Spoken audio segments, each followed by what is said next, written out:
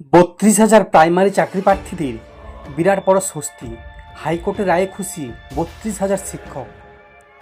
রাজ্যে ৩২,০০০ প্রাথমিক শিক্ষক নিয়োগ সংক্রান্ত মামলায় কলকাতা হাইকোর্টে বড়সড় আপডেট সামনে এসেছে। বহুদিন ধরে চলা এই মামলা অবশেষে এমন এক মোড়ে পৌঁছেছে যা হাজার হাজার শিক্ষক ও চাকরি প্রার্থীদের মুখে হাসি ফিরিয়েছে। আদালতের পর্যবেক্ষণে এমন ইঙ্গিত পাওয়া গেছে যা নিয়োগপ্রাপ্তদের জন্য এক প্রকার স্বস্তির নিঃশ্বাস। দীর্ঘদিন ধরে রাজ্যের প্রাইমারি ৩২,০০০ মামলায় ছিল, সেখানে চাকরি প্রার্থীরা দুশ্চিন্তায় ছিলেন। অবশেষে তাদের কিছুটা হলেও স্বস্তির নিঃশ্বাস। মূলত অভিযোগ ওঠে ১৪০ জন অপ্রশিক্ষিত প্রার্থীর তরফে, যারা আদালতের দ্বারস্থ হন। ধীরে ধীরে এই মামলায় কেবল প্রশিক্ষণদের সীমাবদ্ধতায় থেমে না থেকে দুর্নীতির অভিযোগে রূপান্তরিত হয়। আবেদনকারীরা প্রথমে কেবল অপ্রশিক্ষিত প্রার্থী হিসেবে মামলা করেছিলেন, কিন্তু পরে মামলাকে দুর্নীতির দিকে নিয়ে যাওয়া হয়েছে, যা অন্যায়।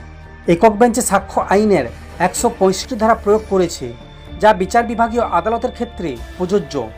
সাক্ষ্য তলব, সাক্ষীদের জেরা, নথি পর্যালোচনা এসব ক্ষেত্রে পদ্ধতিগত ত্রুটি ছিল বলে দাবি। বিচারপতি পর্যবেক্ষণ ছিল গুরুত্বপূর্ণ। তিনি বলেন, নিয়োগ প্রক্রিয়ায় দুর্নীতির ছাপ পাওয়া গেছে, যদিও পদ্ধতিগত বিষয়ে প্রশ্ন রয়েছে, কিন্তু তা দুর্নীতির ম্লান করে না। আদালত আরও জানায়, বিশেষ পদ্ধতিতে প্রাথমিক আবেদনের গণ্ডির বাইরে গিয়েও আদালত বিষয়টি বিচার করতে পারে।